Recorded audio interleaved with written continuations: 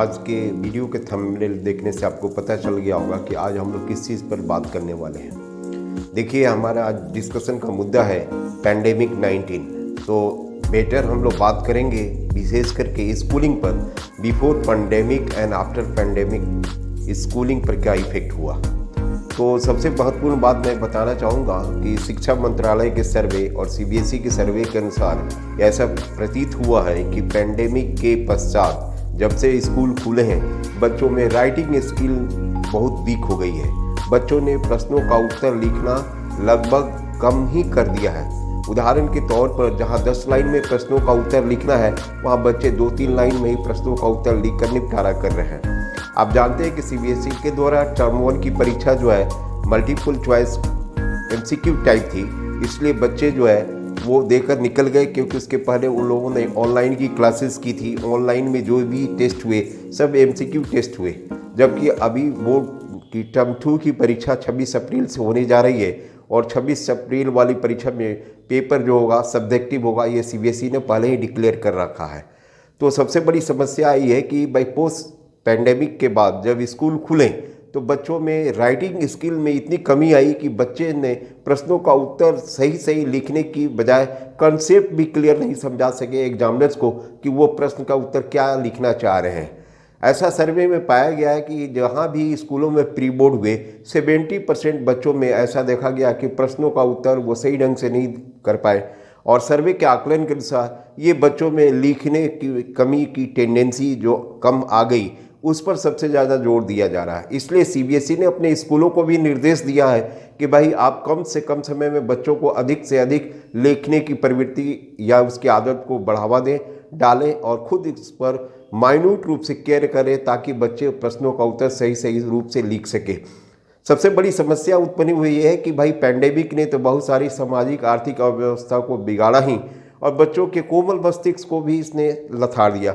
बच्चे मोबाइल के प्रति इतने अट्रैक्टिव हो गए कि वो सब कुछ शॉर्टकट ही खोजना चाह रहे हैं, प्रश्नों का उत्तर भी वो शॉर्टकट ही देना जा रहे हैं। लेकिन इससे सबसे बड़ी समस्या होगी कि आने वाले जनरेशन पर क्या प्रभाव पड़ेगा।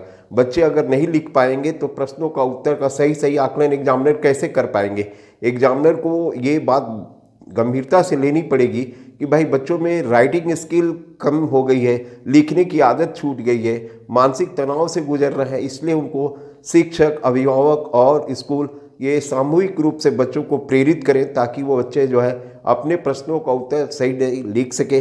यहाँ तक कि प्री बोर्ड के एग्जामिनेशन में ये आकलन सर्वे में आया था कि जो भी केस बेस्ड स्टडी सवाल थे, केस बेस्ड स्टडी सवाल में बच्चों ने अपनी सब्जेक्ट का जो नॉलेज था, जो कॉन्सेप्ट था, वो भी क्लियर नहीं कर पाए।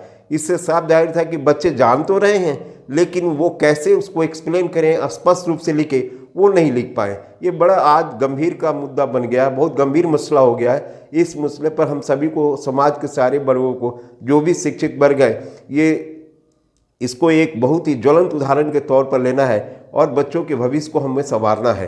क्योंकि अगर बच्चे ही नहीं सर पाए तो राष्ट्र का क्या होगा, फिर आगे की भविष्य की जिम्मेदारी आप सब समझ रहे हैं कि क्या होने वाला है। इसलिए आज की इस वीडियो में हम बहुत ही गंभीर मुद्दे पर बात कर रहे हैं, क्योंकि इस मुद्दे को लेकर पूरे भारत शिक्षा मंत्रालय और सीबीएसई दोनों ही चिंतित हैं कि भाई ऐसे बच्चों में जो प्रवृत्ति डेवलप की है, इस प्रवृत्ति को कैसे रोका जाए। जल्द से जल्द इस पर हम लोग समस्या का निवारण कर सकें और समस्या का जवाब भी जल्दी से जल्दी ढूंढ सके। उम्मीद है कि मैं जो कह रहा हूँ मेरी बातों को आप समझ रहे होंगे, क्योंकि इसमें ये वातावरण का प्रभाव है। आप ये भी जानते हैं कि वातावरण का प्रभाव जीन के ऊपर भी पड़ता है और जीनोटाइप बदल जाता है। लेकिन यहाँ पर हमको मस्तिष्क बदलना है, बच्चों को लिखने की प्रवृत्ति को डेवलप कराना है, लिखने की प्रवृत्ति को विकसित कराना है, उनको क्लियर कंसेप्ट जो विषय का दिया जा रहा है, बताया जा रहा है, इसलिए उसको अच्छी तरह से समझाया। हमारे तरफ से ये भी रिक्वेस्ट होगा कि भाई अगर बच्चों का आकलन और या मूल्यांकन सही रूप से नहीं हो पाया तो पुनः उनके परिणाम के ऊपर अच्छा प्रभाव नहीं पड़ेगा, जो कि आने वाले समय के लिए ये अच्छा नहीं होगा। इसलिए मैं आगाह करना चाहता हूँ इस वीडियो के माध्यम से कि भाई बच्चों की समस्याओं को आप समझने की कोशिश कीजिए। वो जान रहे हैं लेकिन लिखने की आदत छूट गई है, जिसके कारण वो सही प्रश्नों का उत्तर नहीं लिख पा रहे हैं। इसलिए हमको बार बार प्रेरित करना होगा उन्हें लिखने के लिए, उन्हें डांटना नहीं होगा। मोबाइल की आदत इतनी जल्दी नहीं छूट पाएगी। मोबाइल की आदत जो उनकी पड़ चुकी है, वो हर चीज़ में मोबाइल से सॉल्यूशन ही खोजना चाहते हैं, लेकिन अपनी बुद्धि विवेक का इस्तेमाल नहीं कर पा रहे हैं। परिस्थितियाँ कुछ इस तरह से उनको झकझोर दिया है जिसके कारण वो एक ही चीज़ ऑनलाइन पर डिपेंडेंट हो गई है।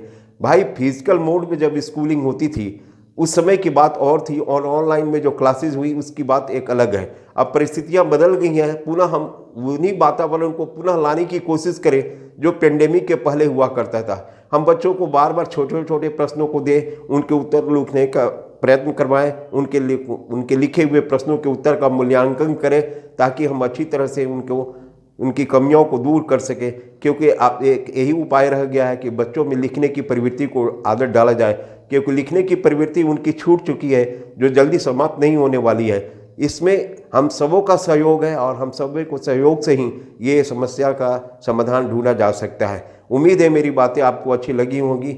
यदि बातें अच्छी लगी हो तो वीडियो को सब्सक्राइब कीजिए, चैनल को प्रमोट कीजिए। Thank you. फिर मिलेंगे अगले वीडियो में। नमस्कार।